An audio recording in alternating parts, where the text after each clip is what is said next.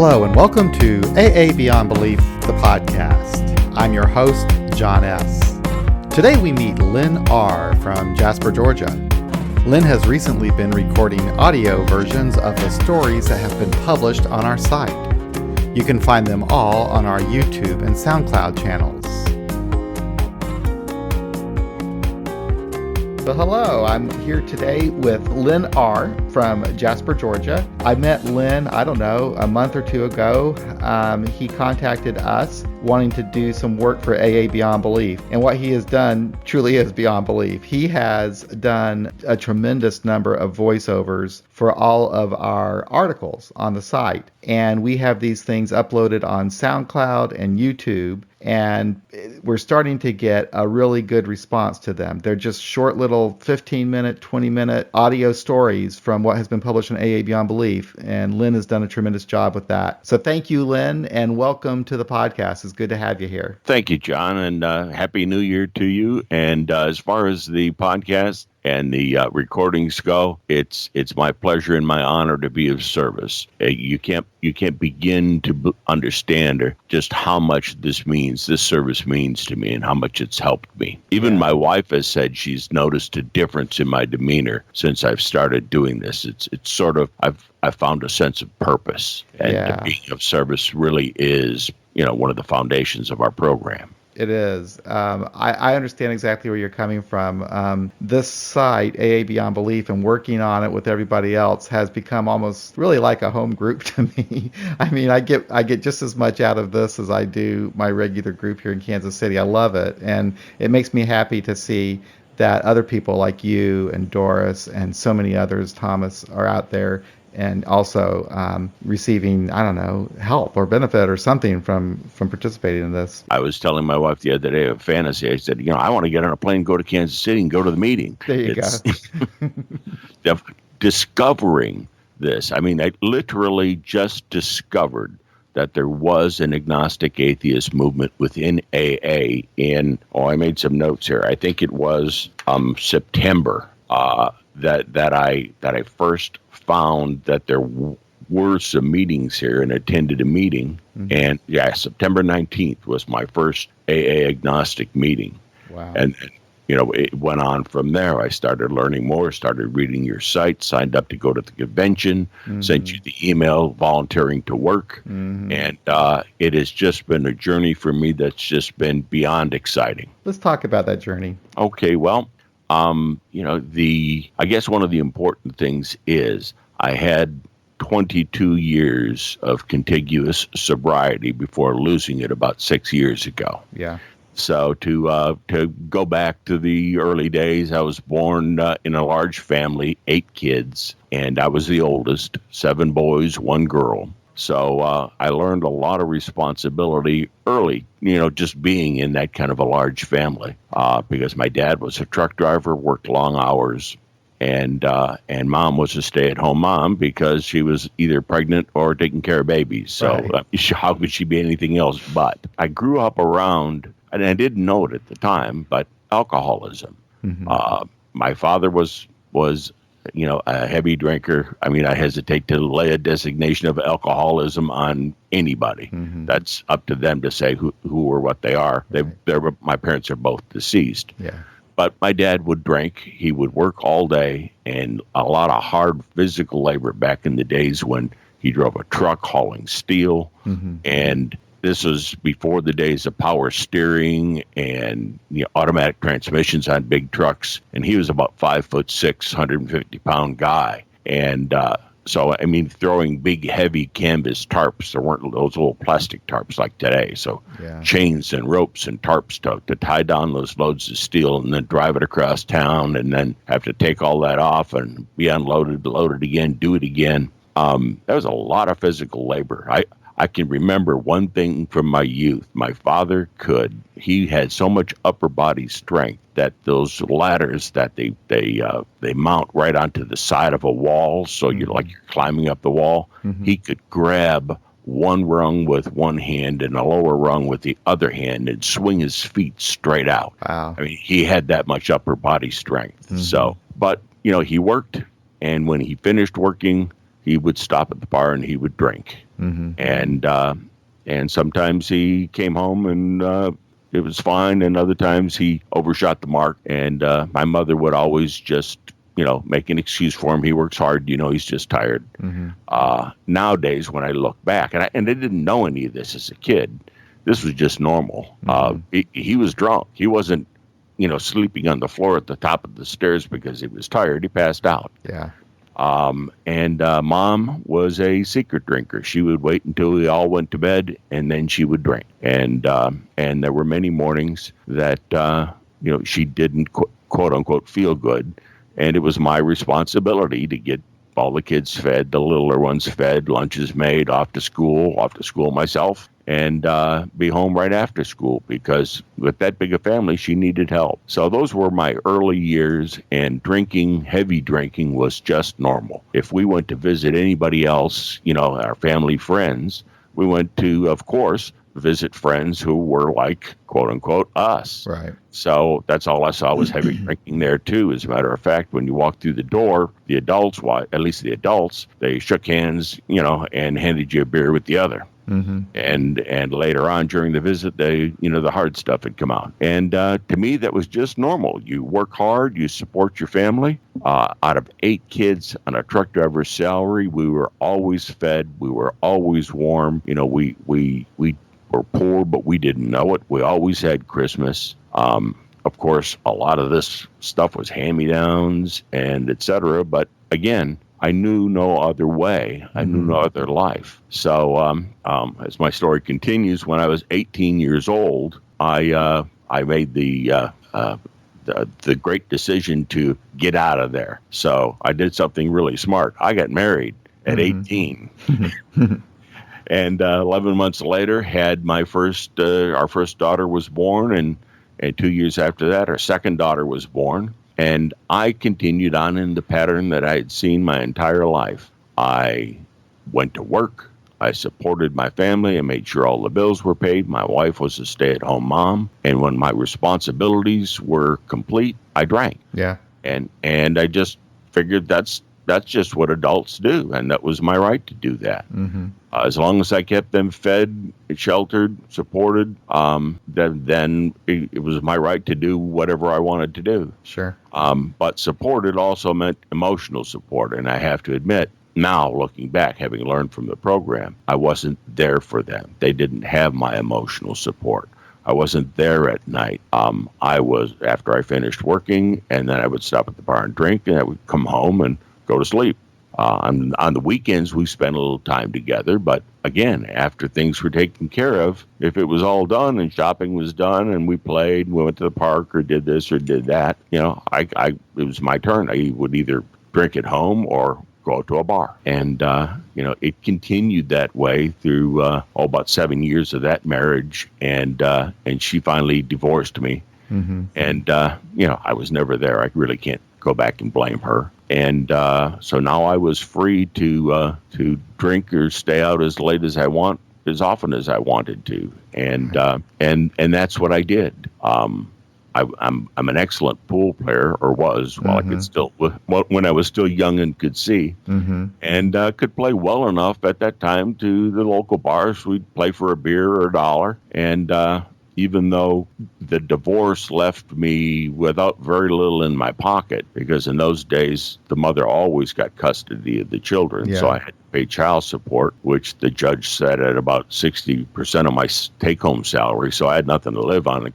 I had to live with my parents. But any case, I could drink. I didn't have a lot of money, but I could drink for free because I'd go to bars and play pool for $1. And I could play and stay there for hours, get drunk, have something to eat, and still leave with $5 in my pocket. And I could also sing. I had some musical talent. Actually played in a band in high school where we made money. So it was actually a band. We had paying gigs. Okay. School dances. We had a standing gig at the USO Club in downtown Detroit. We're talking the late 60s here. Mm-hmm. And so I could sing, and there was a piano bar in the neighborhood where I worked, and I discovered my second avenue to get free drinks. If you go to a piano bar, and this was before the days of karaoke, you could drink, and if you performed well and sang songs that people liked, drinks started coming your way. And at the place where I drank, if somebody bought you a drink and you were drinking it and you weren't done yet, and somebody else bought you one, they just brought you a shot glass and turned it upside down in front of you. And there were times that I had 4 or 5 shot glasses lined up in front of me. Wow. So it was there that I met my second wife. We worked together. We at the same company, not in the same departments, but I was kind of the social after work drink guy. So just before 5 o'clock, I'd start going around saying, "Who wants to stop for one?" And if we were going to go to the piano bar, I made sure to invite her. And then sing some songs and looking directly at her, and we fell in love and eventually moved in together, and that was comfortable because we were both recently divorced, and living together was good enough for us. We didn't need to get married. Then I got a promotion that moved me to California. So now both of us were making a cross country move, and we got married. Mostly at her family. Her mother's insistent, "You're not moving to California unless you guys are married." So we got married, and we were drinking buddies. Her social life was tied to mine. I liked to drink in bars, and she didn't drink nearly as much as I did, but she'd be there with me, and we had a social life. And long story short, my alcoholism progressed. It got worse. I had always felt that as long as I could do my job, get up, go to work, everything was fine. But now I wasn't, I was calling in sick more often. And when I was at work, my work was beginning to suffer. And I started trying to quit drinking, but it never lasted. I could stop for a while and say, I'm not going to do it. And a week later, I'd be drinking again. Yeah. At work, they had, I had, throughout my career, I worked mostly for Fortune 250 companies. So it was a large company with a big, HR department. And I started seeing these employee assistance pamphlets, showing up on my desk, the ones that say, do you or anyone in your family have a problem with drugs or alcohol? We can help. And I said, interesting. And I thought everybody was getting them, but they weren't. Interesting. So my boss, who turns out his father is a doctor and was enlightened about alcoholism, saw my problem and started putting these pamphlets on my desk. One day I just went out Friday night, got really drunk, had a hangover Saturday. I never really suffered much from hangovers, but got better that afternoon. But on Sunday, I got really sick, and so I went to the hospital. And usually, in my story, I tell people, I used to pay doctors for the privilege of lying to them. Yeah. How much do you drink? Oh, a couple of drinks a week. Not even enough to mention. But this time I told the doctor the truth for whatever reason. Yeah. And I said, but how could that be connected? Because I haven't had a drink, since Friday, and here it is Sunday, and I'm sick as a dog. And he said, I believe you're going through withdrawal. How about that? Wow. That was a shock. And he recommended that I see my regular doctor, and he gave me a shot, and they watched me for a few hours, and I felt better. But that really scared the heck out of me. And I did go to my doctor and tell him the truth. It was just sort of a serendipitous sequence of events. He said, I don't know much about alcoholism. And in my mind, I screamed, alcoholism? Who said anything about alcoholism? Wow. Yeah. He said, but, I just joined the staff of the local St. Jude's Hospital, and they have a chemical dependency unit that I hear is pretty good. Maybe you should go over and talk to them. Okay. And I can remember thinking, chemical dependency. Well, that's a label that fits a man of my stature. I could be chemically dependent, but I'm not an alcoholic. Right. And because alcoholics are skid row bums. And I went and met with them, and I met with one of the counselors, and they tried their best to talk me into checking in. But I said, I wanted to think about it. And they gave me a big book and a 12 and 12 and sent me home. Then a week later, made an appointment to come back a week later. And I went back there for that appointment with all the full intention of giving them back the books and saying no thanks, because when I read the books, and I could certainly identify with Bill W.'s story, right? But then I saw God on every page, and I was an agnostic. Okay. Sort of glossed over that in my early life. I was raised Catholic, but as soon as I became when I became a teenager, I began to have questions, and like, how could God sentence someone to hell for eternity if they committed a mortal sin, right, but died on their way to confession? Yeah. And so they just made it to confession. Everything would have been cool, right? Yeah, if he made it to confession, he could have gotten, but you didn't do it. So he died with a mortal sin on your soul, and you go to hell. How come babies that aren't baptized don't get to go to heaven? And I said, the loving and vengeful God thing, I just couldn't come to grips with, and became agnostic. So now at this point, I'm seeing God on every page of the big book, and I said, this isn't for me. Yeah. And they. Now, what was this, like 1980s, Len, that you're talking about now, or? Yeah, we're actually in 1988. Okay. My sobriety date was 12/16/88. Of 88. Gotcha. Okay. And I didn't even make it through Christmas and New Year's. Yeah. But actually, when I went back and I told the counselor, I don't think this is for me. They said, wait a minute, if you could. And my AA claim to fame, Dr. Paul O. to the room. He just happened to be the medical director of the program at St. Jude's. Now, he's the author of Dr. Alcoholic Addict. Right. It's Dr. Alcoholic Addict in the 3rd edition. Right. In the 4th edition, they changed it to Acceptance is the Answer. Right. And as a newcomer, people would quote his chapter probably more than any other story in the book, I think. And it was, and he was a remarkable man. Sat down, calmly told me his story. And I said, to myself afterwards, if a doctor, now again, we're talking about, I have this self-image to maintain. Right. If a doctor could go through this, and this program helped him, well, maybe I need to give it a shot, because I got to do something. Yeah. I can't stop drinking on my own. I need some help.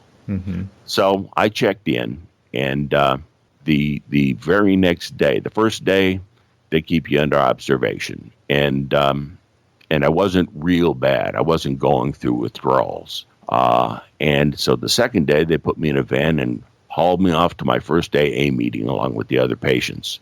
And I expected that they were going to bring me into some room full of Skid Row bums. And they brought me into this room, this large room. It was a speaker meeting on a Saturday night.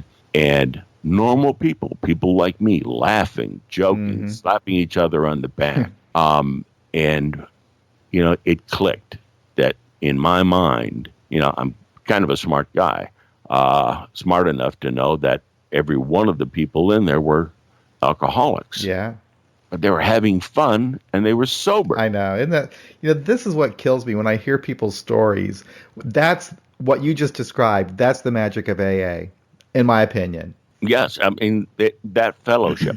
I didn't know you could be happy and have that kind of fun, have a party, and not be drinking. Yep. But here they were. Yep. That was a reality, and I wanted that bad. Right. So I jumped in with both feet. I set aside my agnosticism. I said, I'll give it a try. They said, give God a try. I said, oh, you bet. And I did everything. I did the steps. Right. On my knees, got a sponsor, did the steps on my knees, did everything I could, said all the God stuff. In the back of my mind, they didn't believe it, but they said, and I even brought that up, and they said, don't worry, it'll come. So I just kept going, got involved in service work, chaired meetings, secretary, treasurer. The treatment program had an alumni association, and I got involved in that. And, what they were doing was mostly making sure that there was a meeting for people as they got out of the program. They would go to this meeting. And so there were newbies, and there were people. It was my part of my job was to make sure that there were alumni, people who had gone through that same treatment program there at the meeting. So there could be some real identification going on. I helped do that and did that for a couple of years until the hospital finally shut down their program because the insurance companies were no longer paying for inpatient programs. They wouldn't, they pay for inpatient unless you tried outpatient and, other things. Now you're in Southern California, right? Yes. Okay. And so when you're, it sounds like you're having a pretty good time with the program here, and the God stuff isn't bothering you too much, because when you talk to people about your objections, it's more like, hey, don't worry about it. It'll come. Nobody's really pushing you too hard on it. Right. So the meetings were a lot more fun, happy, joyous, free, and there was God talk, but it wasn't shoved down your throat. Whenever anybody shared, when you were done, people clapped. If you were picking up a 30 chip, people were cheering. That's California. That they do a lot of the clapping there, don't they?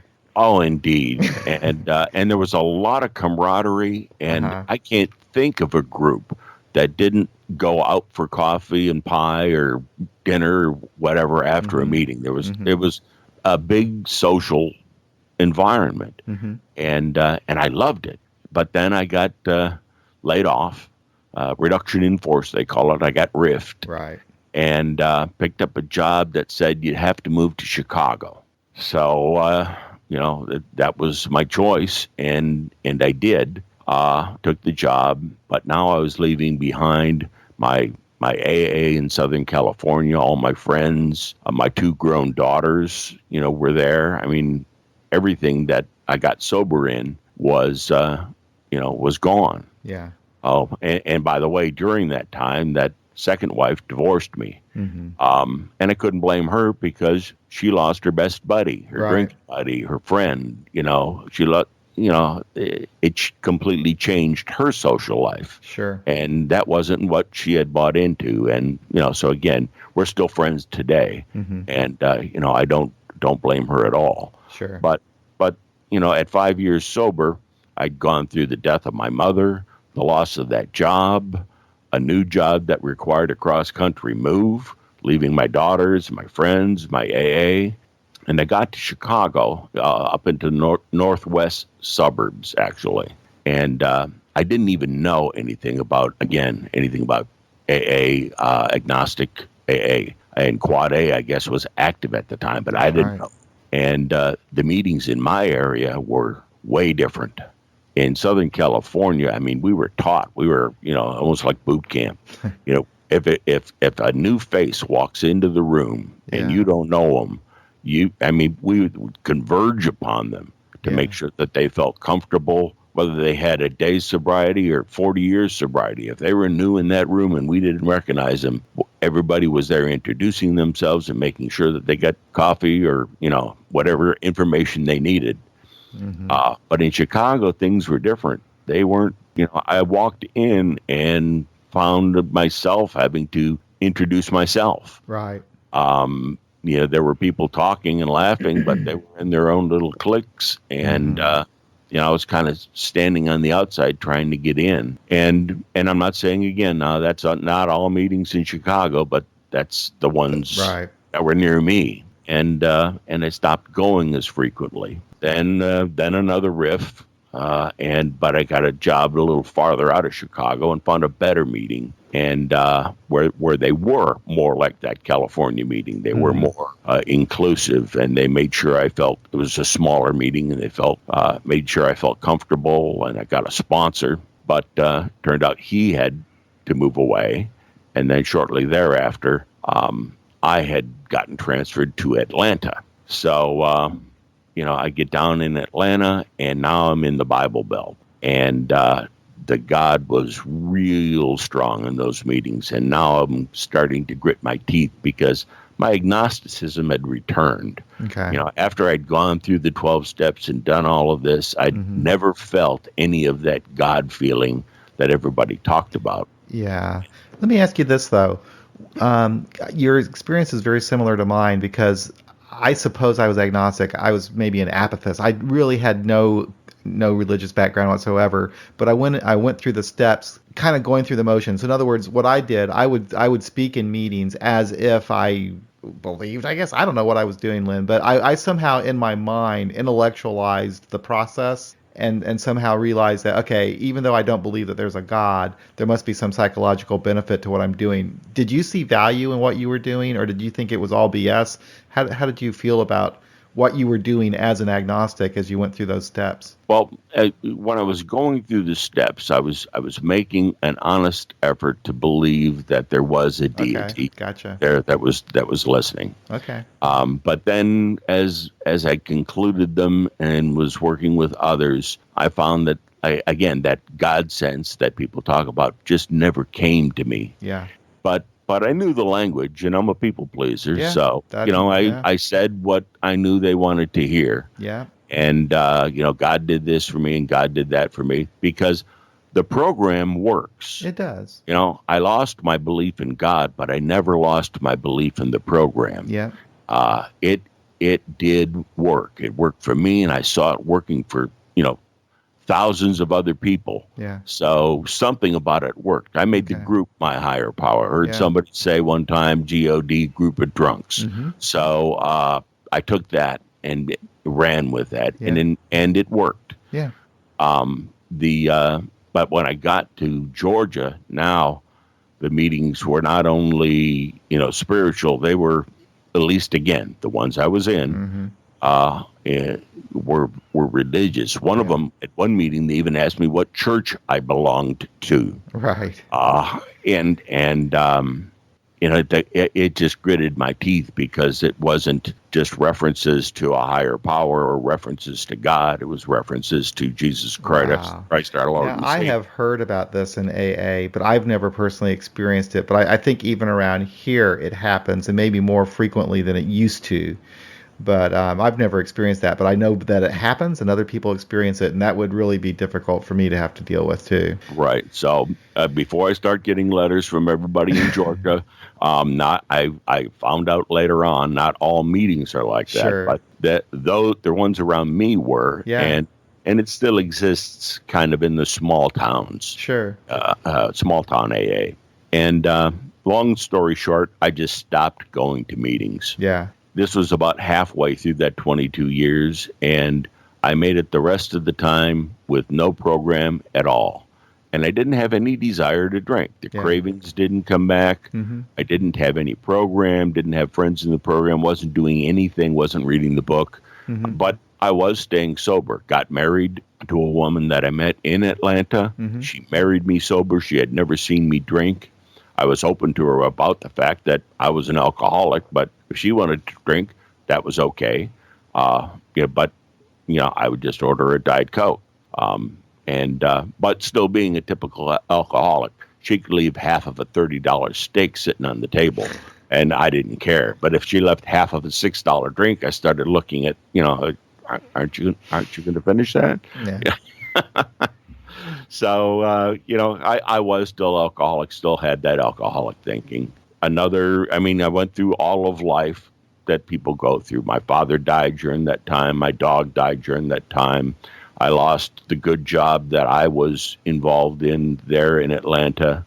Stayed unemployed for like 18 months. Had some severe medical problems. Had to go on some significant narcotics. And I found that for me, narcotics, if you really need them, if you're really in pain, they were giving me morphine, and I didn't get high.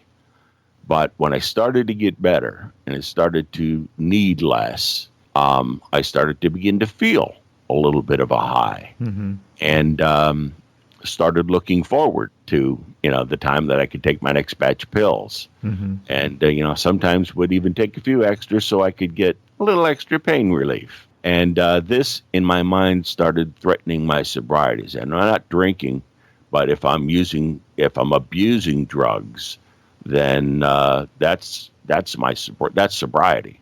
So I went to the doctor, had him cut it back, threw away the extra that I had, and continued through that. Again, lost that job. They finally had a temporary one down in Florida for a while, but that was during the real estate crash. So that job exploded. Then a headhunter found me a job in Houston, and we moved there. And one time, now we're talking about March of 2011, my wife was out of the country. That didn't have a whole lot to do with it, but she wasn't there. And I just decided to have a drink. And my alcoholism, my alcoholic thinking had returned.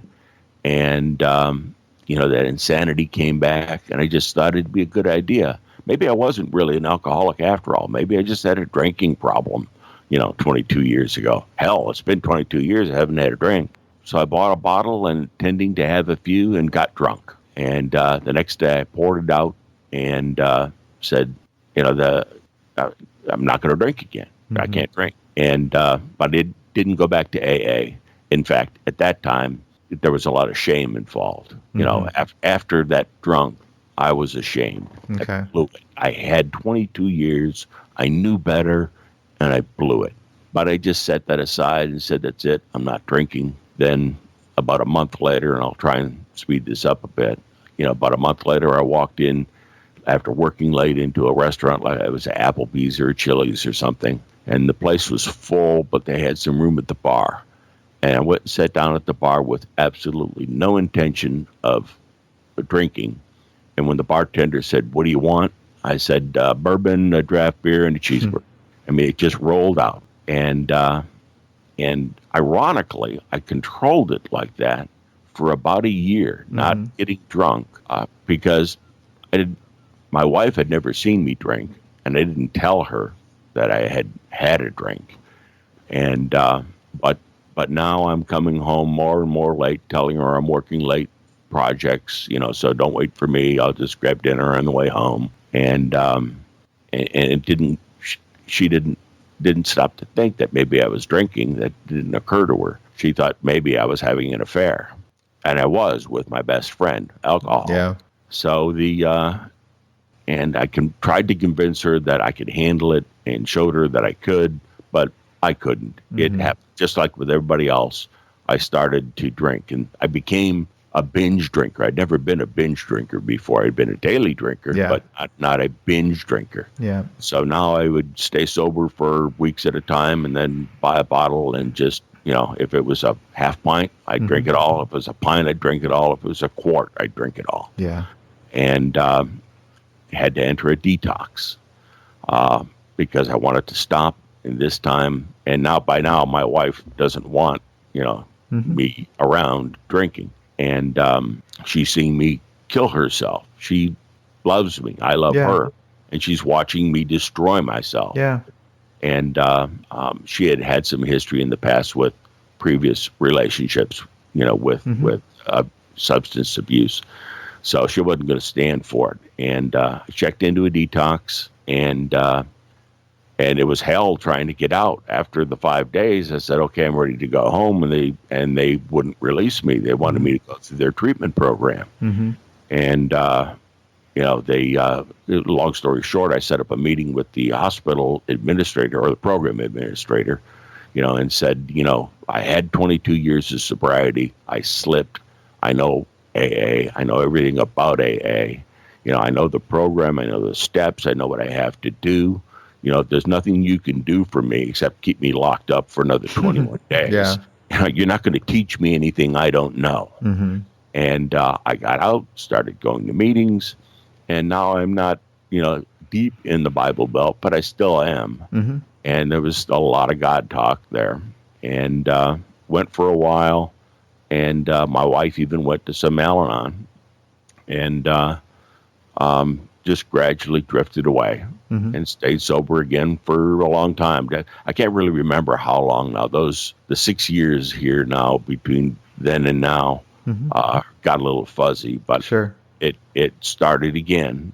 Only, I was a little better at hiding it. Wound up in another detox.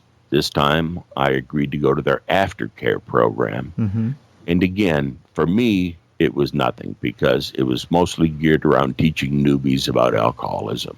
But they did have a one night a week you were supposed to bring your significant other to the meeting with you, family night. And that was helpful for her because the family was allowed to get some of their pain off their chest and also learn a little bit about alcoholism. It wasn't all me just being bad. I did have a disease.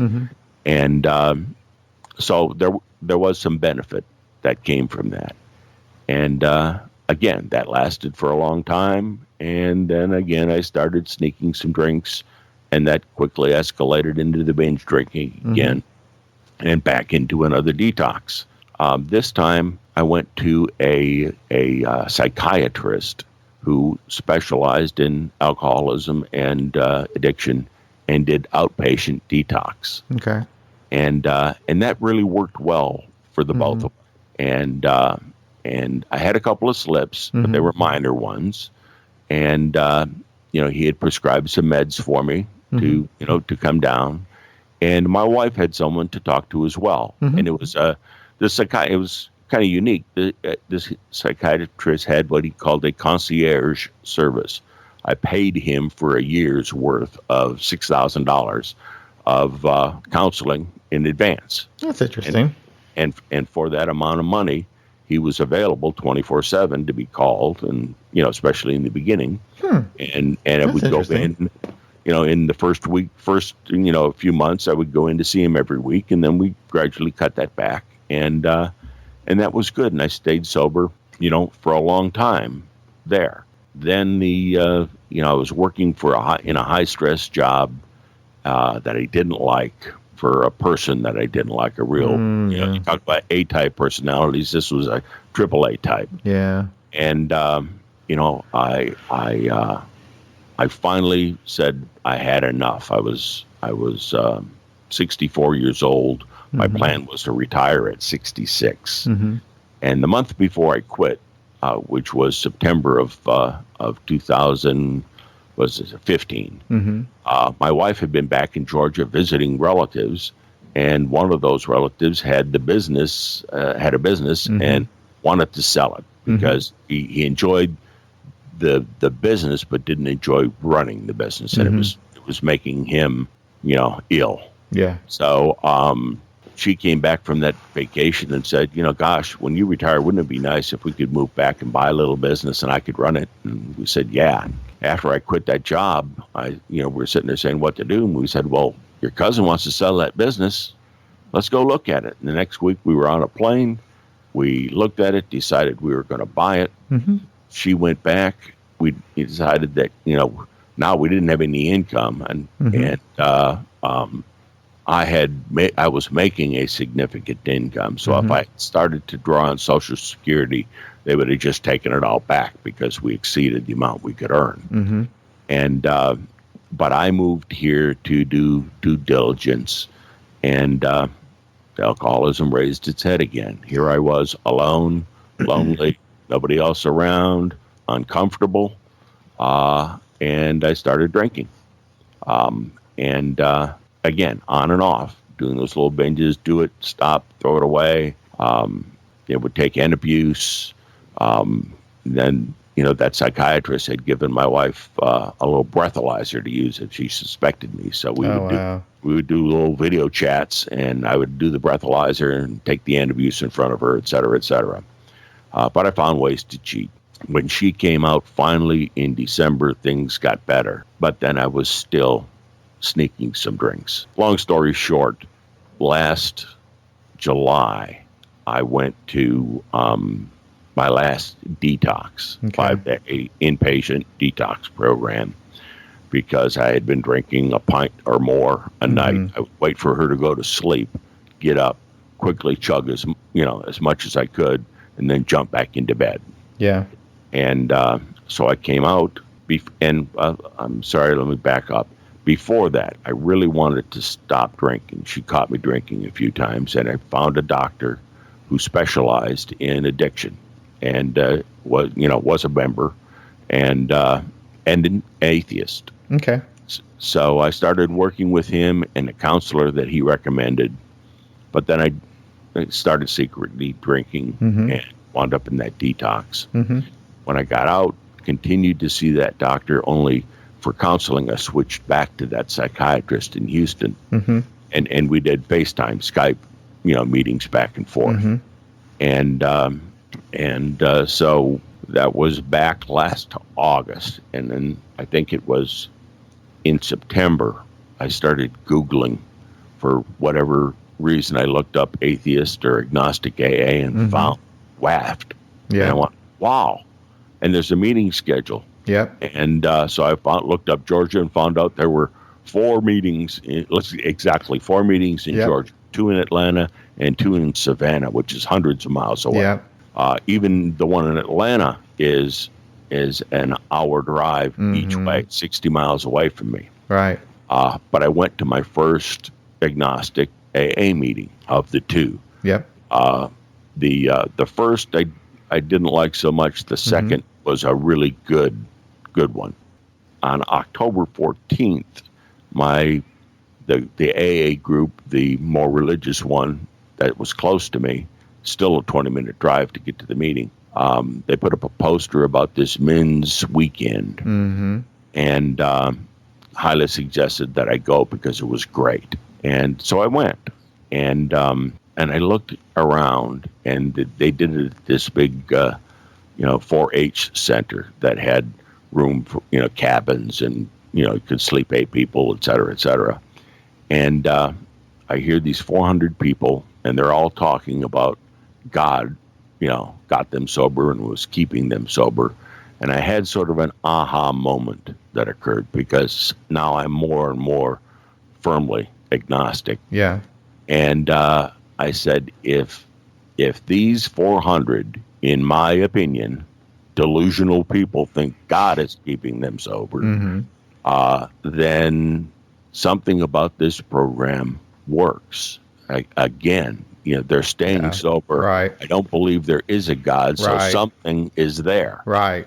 And then it just started cascading. Yeah. I went to I found your email address, volunteered to narrate stories. We met at the convention. The convention just blew me away. Yeah. To see that many people who were atheists and agnostics, who didn't have horns. Right. Yeah. And came back from there.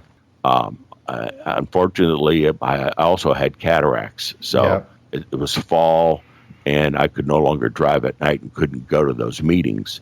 So recording those stories became my meetings. I was going to meetings daily. I was listening to other people's stories and recording them, and that's why I say that was so important to my sobriety. During December, I had that cataract surgery, and now last week I went to my first meeting again. I could finally released to drive at night, and it was the best meeting that I've attended.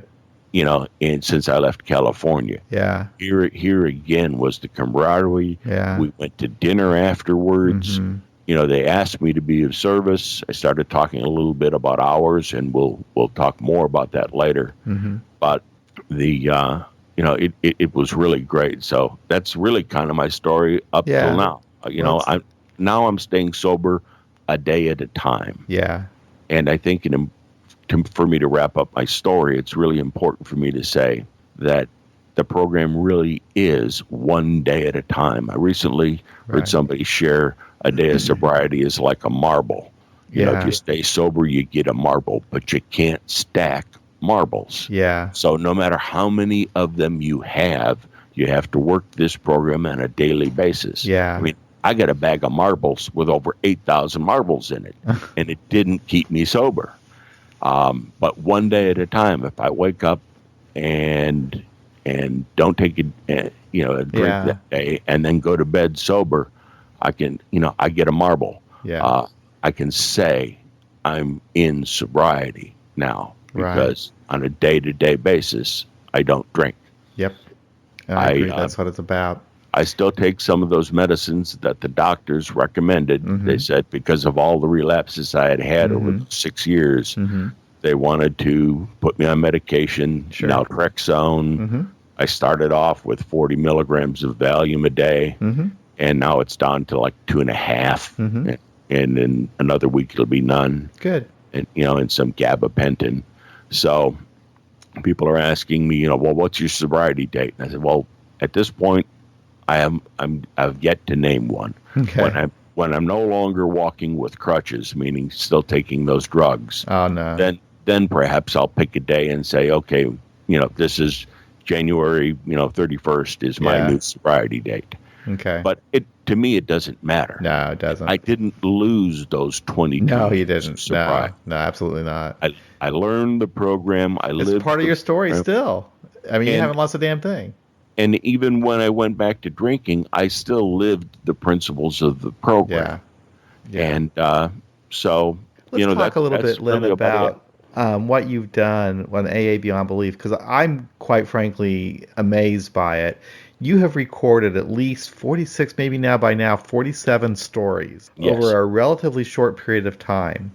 And the quality is incredible. I mean, you could be making thousands of dollars doing this, but the way that you put emotion into the stories, it's like you understand. You somehow have a way of dramatically conveying what the writer wanted to convey. It amazes me. How did you ever? Did you have like acting experience or anything? How did you ever get to learn to do something like this? No, I didn't have any acting experience. I mean, years and years and years ago, I got involved with like one play in community theater that my wife wanted to join. Yeah. And but that really was my own experience. I never had acting experience, but I think what it is I really, really do identify with what these people are saying. Yeah. I feel what they feel. I can understand it like no others can outside of our program. We can each understand each other's pain and suffering, That's what even if our amazes stories me. are different. When I listen to those stories, and I've listened to almost every one that you've recorded, you get the sarcasm, you get the humor. I mean, it's incredible. I mean, because you the way that you read the story through your voice, through how you emote, I'm understanding that what the author is conveying. It's just absolutely incredible. Plus, the way that you do it is very professional, so that you can hear it very, very well. The sound quality is pitch perfect. Your diction is just incredible. But as you go through these stories, what are your thoughts? I mean, how do you feel on an emotional level reading all of these as often as you do? What kind of an impact is that having on you? Well, some of them actually, you talk about the professionalism of the recording and how, how it flows. Some of them I've got to stop and go back and re-record, several times, because sometimes it's me choking up. I mean, I just can't get it out and say the whole sentence without tripping up. Yeah. And other times I'm laughing. Yeah. And other times I'm just, enjoying what they're saying, or they've just exposed me to a new idea that I hadn't thought of that way before. Isn't that something else? And it is like a meeting, isn't it? It truly is. Yeah. So I get to read their stories and then understand them. Yeah. And then I go back and I try to read them. I free read them. It's not like I try to practice in advance. Right. I just start reading the story out loud like you would reading from the book at a meeting. Yeah. And when I flub up, I just back up and re-record over that spot. Yeah. But that's how I get through them. And listening to the experience of some of these people, I mean, these are meetings online for me. They were my meetings. I wasn't able to go out at night. Right. And I didn't live in an area where I'm not truly welcome at my local meeting, because I announced myself as an agnostic. Right. So they're not. It's not like they're openly hostile to me. Right. but I'll share, and absolutely nobody will pick up Right. on the theme. And Yeah. there's nobody shaking my hand at the end of the meeting No. saying, "I liked what you had to say." No. And it's Yeah, kind of sad. I experienced that at my old home group after I started talking a little bit differently. It's kind of weird to not get those feel goods from your fellow AAs. in all fairness, they've got a very solid group Uh-huh. who grew up here Yeah, in the Bible Belt. sure. They truly believe in what they believe Yeah. in, Yeah. and you can. It takes both hands to count the number of people who have sobriety in the 20 plus years. I mean, Mm. there's a lot of old timers there that have been going Mm-hmm. to those Yeah. meetings for a long time and sober for a long time. One Yeah. celebrating 40 years. Yeah. I'm not going to change anybody's opinion No. there, No. and they're never going to accept my opinion. No. So, if I've got to drive 60 miles to find a meeting that Yeah. works for me, I'll do that. And besides what you're doing on AA Beyond Belief, that truly is service. Another thing I was going to say, I've tried recording a story that I've written before, and I couldn't do it. I mean, no one would want to listen to it because there's a difference. Like speaking and reading are two different things. Speaking, reading, writing are just completely different as far as I've ever been able to experience. You have somehow been able to read it in a way that's very engaging for the listener, where it's not necessarily like it's being read. That's my impression anyway. I really, when I listen to your stories, it really draws me into the story. Sometimes I actually get more out of the story listening to it rather than reading it. And like, because I've read a story and I thought, well, this is a great story. But then somehow when I listen to you read the story, I get even more out of it. It's just, I don't know what it is. But there's something different between those three modes, reading, writing, and speaking. And you somehow bring them all together. Well, it's very gratifying to hear that. And it's again, my honor to do so. I try to, when I'm narrating them, think of myself as standing up in front of a group, Yeah. telling the story. Yeah. So, I try to do it like, I mean, I've written out stories before, Yeah. but now I'm like speaking at a meeting. Yeah. Well, it's an I incredible got to use some service. inflection. I got to a few jokes. When we when I a couple of years ago, when was it? It was okay. When I realized I was an atheist, I was like 25 years sober, and I came to the conclusion I was an atheist. This is prior to 2014, maybe 2013, 2012. I don't know when it was, because a couple of years before that, I started searching online. There wasn't a lot of stuff out there on the internet at that time. I think San Francisco had a site, New York had a site, but you didn't have anything on YouTube about atheists or agnostics in AA. You didn't really have any stories out there. Now that's completely it's everything's different now, Len, because of what you've done. That YouTube channel of ours is incredible because you've now got 46 stories recorded that people are listening to, and people like it when on YouTube, where you can have a story you can listen to for 10-15 minutes as opposed to a podcast where you have to invest a whole hour. So you've got all this stuff out there that's searchable. And I think that, speaking of that, I think the next step that I want to do is categorize all the stories on YouTube, and we also have them on SoundCloud, because we can create like different playlists for different subject matters. So that way, if people are looking for a particular topic, they can find a story that is relating to that topic, and make it a little bit more searchable for them that way.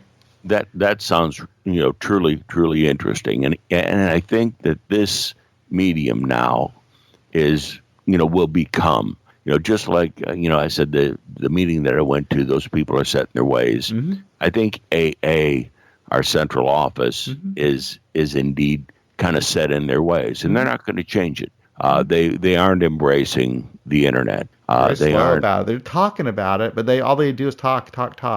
They never. Right. They're afraid of it, and it's too bad but the rest of us AAs are out here doing it anyway. So it's a game changer. It truly is, and it's only gonna evolve from here. I was reading a post on Facebook that I always talk about Joe all the time. He's one of my favorite people. But he posted something on Facebook about how he thinks like in 20 years from now that online meetings are going to be probably the norm. Mm-hmm. And then someone else mentioned something about how with the advent of virtual reality technology that it's going to be almost like face-to-face meetings. I don't know, but anyway, a lot of people think that this is the future of AA. It's even hard for me as much as I embrace technology. It's kind of hard for me to even understand what they're envisioning. But because I still have that need for the human connection face to face too. But it's interesting to watch this development online through technology like this. Yeah, I don't think the actual face-to-face fellowship part will. I don't think if we ever lose that, I think we'll lose. Yeah. It can't be all online, but No. there's going to be a lot more online. And I think what's going to happen is as the elder statesmen retire Mm-hmm. and the younger generation starts moving in, Mm-hmm. we'll find more acceptance for some of this. Just like the first generation wouldn't accept gays or a Right. black meeting or Right. any sort of specialty meeting, Right. and they didn't even consider a women's meeting. Mm-hmm. And they moved on, and others moved in who found those ideas more acceptable. Yep. And as the leadership changes, it will gradually grow, and maybe it's a good thing that we don't try to change too quickly. Yeah. But I think we're headed in the right direction, and our agnostic, atheist, free thinkers, meetings are being more and more accepted. Oh yeah. And growing. They are growing. And one of the stories that I just narrated was from somebody who was spiritual but preferred the agnostic meetings because they were a little more real. Yeah, that's how I like them because of we're less focused on what you believe and more focused on what we do. And I think we give more credit to the fellowship. It's maddening for me, and I'm a total atheist, but it's maddening for me to sit in a group of people who I see helping each other, and they don't give each other credit for it. Right, It's always right, some yeah. external deity that has done the miracle, but Right, anyway. and it's really them working together, Yeah. and making it happen. So Yeah. that fellowship was what I lost, and I got drunk. Yeah. Now that I found that fellowship again, Yeah. the obsession to drink is yeah. now, it's I can't say it's left me completely. No. I'm still too young again. But it's gone away. I'm not feeling like I need a release. I have one. Yeah. I found a new family. I found Yeah. my fellowship again. Yeah. And that makes me so happy inside and comfortable that it's just hard to express how wonderful having the fellowship is. So tell me this: what I like, one thing I like for AA Beyond Belief is to be a platform for people in recovery to express their recovery through their own creativity, so their own talents. So like we've got audio. There's all kinds of medium that I'd like to see displayed on AA Beyond Belief. What would you like to do? Do you have any ideas of where you would like to go? Anything that you would like to explore as far as working on the site, working with maybe podcasts or anything like that? Well, I'm certainly interested in continuing to narrate stories for us, for aabeyondbelief.com, and for any other website that would, I'd be happy to volunteer to do the same for them. I would like to see more of the podcast, the interviews, maybe online meetings where we could. I know there are some online meetings today, but they don't all record them very well. But maybe we could record them and then play them. So there could be, and we would probably have to change the format a little bit to have a moderator moderating the topic of the meeting. You could do streaming meetings on YouTube. You could actually have a live streaming meeting that you can have on YouTube and record it for people to listen to later. And you can still protect everybody's anonymity because it doesn't have to be filmed. You don't show anybody's faces and people just use the last name. So it'd just be kind of like an open meeting where, the public is free to come and listen if they want to. But I kind of like that idea, and it's actually really good for people who have never experienced an agnostic meeting to be able to get kind of a flavor of what one it truly is like.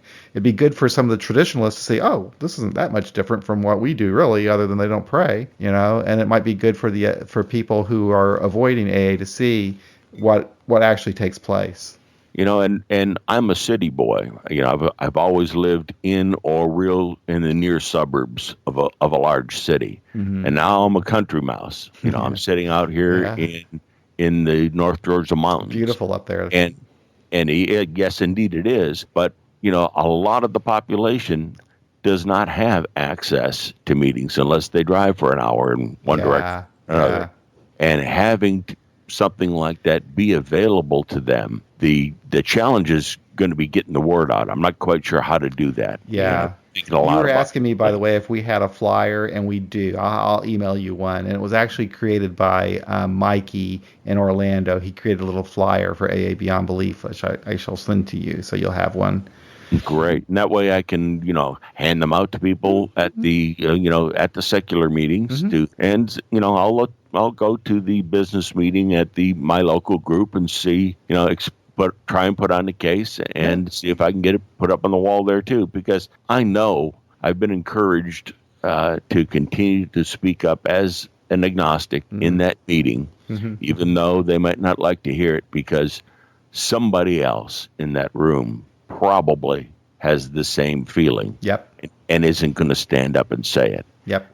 And eventually they will. And eventually I'll pick up a couple and maybe we'll get our own meeting started up here. Yeah. So far I've had no nibbles on the hook, but somebody out there, small town life is everybody knows what's going on. And if you come out, you're out. So, it may be difficult to get this growing, but more and more as people learn and become educated, and again, the generational changes take place, there are more and more young people coming in who I think are turned off by the non-secular meetings. Yeah. And would be very much more attracted to the secular ones. Sure. So I'm gonna try and get myself introduced into a few of the treatment programs here, and see if I can maybe be a speaker, or maybe even that would be a place to start a meeting. Yeah, actually, it would be a good place to start a meeting. That's an excellent idea. They would love to hear it, and it might be that they might even not even be aware of agnostic AA at the treatment centers in your area. But a lot of treatment centers really welcome it, and we get a lot of referrals actually to our group in Kansas City from treatment centers around here. If they have a patient who says, I don't want to do AA, it's too much God, they say, oh, check this group out. And we actually get a lot of people that way. So, yeah. I have one psychologist here who I've sat with and volunteered to do so. She holds one meeting a month, but it's really a counseling meeting. You got to pay $40. For people to come in, and that's